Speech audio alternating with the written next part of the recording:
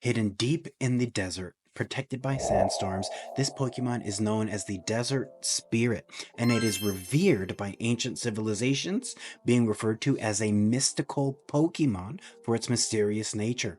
Harnessing the power of both dragon and ground types, it can use swift and powerful attacks to overwhelm its foe. Welcome, Flygon. Now, Flygon come into this world as the bobble-headed, eternally twinkly-eyed Trapinch.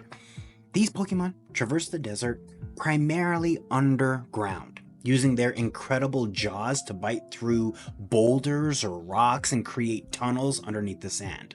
They could even go a week without eating food or drinking water. What they'll do is not only will they set up nests, but they will also set up traps deep under the sand. And these are kind of like cone-shaped nests. And what they'll do is they'll wait at the bottom of these cones until their prey will eventually fall into them.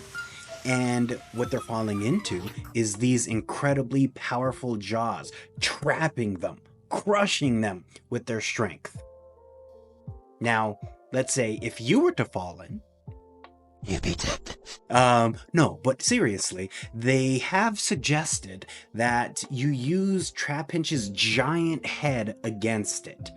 Since its head is so big and its body so small, it can easily become off balance if you push on it. However, I don't know how one does this if you are trapped in one of their nests under the sand. Again, if you were to fall in that, that's it, you're done. It does become very susceptible if it is turned upside down, because it has a difficult time getting back upright, and this makes it an easy target for other predators such as Sandile. Now, at level 35, an odd evolution occurs.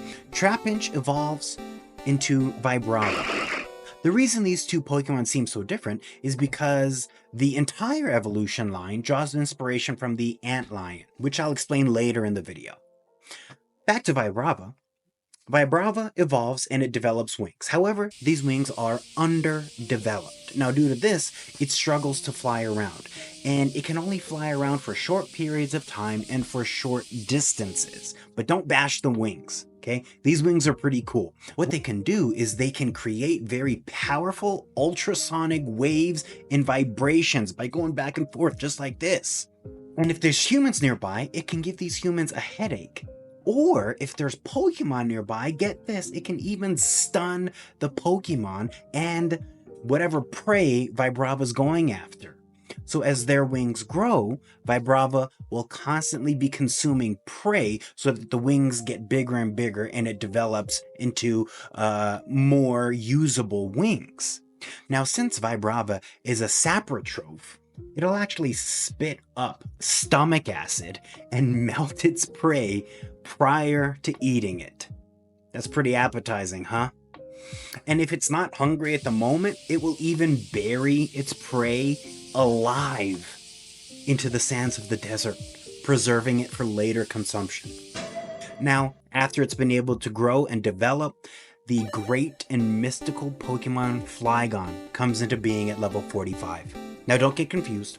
While the Pokemon was revered and believed to have mystical powers by ancient civilizations, the only psychic type move it knows is Rest. So the lore of Flygon is based in the fact that it is incredibly rare in the wild, and it'll actually use sandstorms as a cloak, navigating the desert very easily with eyes that are shielded by red membranes. It has built-in goggles, which is awesome. That, coupled with the amazing sound that it creates with its wings flapping, created this belief that it is connected to the spirit realm and gave rise to the title of Mystic Pokemon. Now, this singing its wings produce is used as a means to attract prey and lure prey in. Recent discoveries have even shown that there is a symbiotic relationship between Flygon and Crocodile. And what will happen is Crocodile will wait within these sandstorms that Flygon creates, and their prey are drawn into the singing that Flygon creates as well. And once this prey gets close enough to the sandstorm, bam! Crocodile jumps out, takes the prey, eviscerating it, and eventually, Crocodile and Flygon will split their earnings. Studies into the behavior of Flygon have found that it has a cooperative nature in battle, as we can see with that symbiotic relationship between Crook and Flygon. But it also uses its intelligence and its ability to analyze the situation to execute flawless strategies with its trainer and fellow Pokemon. This also speaks to Flygon's protective nature toward its young. It will risk life and limb to ensure its offspring remains safe and protected. Now, Flygon has very respectable stats. It has great typing as well, a dragon ground type, and a really good move pool, allowing it to be versatile in battle. However, its even stat distribution does work against it, as it can get walled by certain Pokemon like Venusaur or Alomomola. However, if you slap a choice band on a Flygon, you better believe that whatever's taking that stab hit is going to be hurting afterwards. Now, side note, despite looking like and having similar transformations of a bug, remember, it is not a bug. Yes, it even has a classification in the egg group as a bug and dragon. It's not a bug and dragon. It is a ground and dragon type. Now, like what I mentioned earlier, the entire evolution line is based on the antlion. It starts off in its larval form as a bulky bug, and eventually a metamorphosis occurs. And after around a month of being wrapped in its own silk and sand, it'll emerge into a winged adult. Now, the final form of the antlion, the lacewing, is the inspiration for Flygon. We also see components of the dragonfly in both Vibrava and Flygon, being based on the Progomphus, I believe that's how you say it, or it's also commonly known as the sand dragon, which could account for Vibrava and Flygon's type combination. In keeping with the dragon type, it also possesses dragon-like features, reptilian features, such as with its arm and its tail. Now, those protective lenses that cover its eyes are also very similar to the lens-like eyes of certain bugs and insects, in particular the mantids, which have large compact eyes that are known as pseudopupils, and that's commonly mistaken for the true pupil.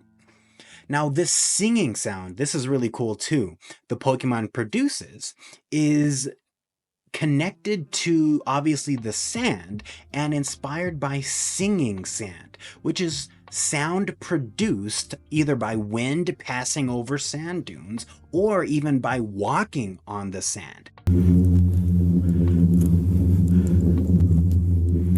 Now, there are certain conditions that need to be met in order for these singing sand to occur. So the sand grains themselves have to be around 0.1 to 0.5 millimeters in diameter. The sand has to contain silica, and the sand needs to be at a certain humidity level. And the most common frequency emitted seems to be around 450 hertz. The name Flygon, I mean, this is going to blow your mind, is based off of fly and dragon. And if you reorganize that, it's Dragonfly. This also hints at the fact that Flygon can fly around and learn the move Fly. And there we go. That is Flygon, its history, its lore. Please let me know what you think of Flygon. Now, I do believe Flygon will be in the upcoming Pokemon game, the new one, Pokemon ZA or ZA or whatever it's called. And what I'm hoping is that they give it a Mega Evolution. I would love to see Flygon have a Mega. Obviously, it's very popular, and Flygon is my top dragon, my favorite dragon. And I do love dragons. Outside of fire type, dragon types are my favorite typing, but Flygon is at the top. Not because his stats are incredible, but it's because all around it's a great Pokemon. I love the design. I love Flygon. Let me know what you think of Flygon down in the comments below. If there's another Pokemon that you want me to do, also leave that down in the comments. Leave a like. If you're new to the channel, hit that subscribe button. Check out some of our Pokemon openings, and also check out our anime reaction video, M&A Anime, and I'll catch you in the next episode. Peace.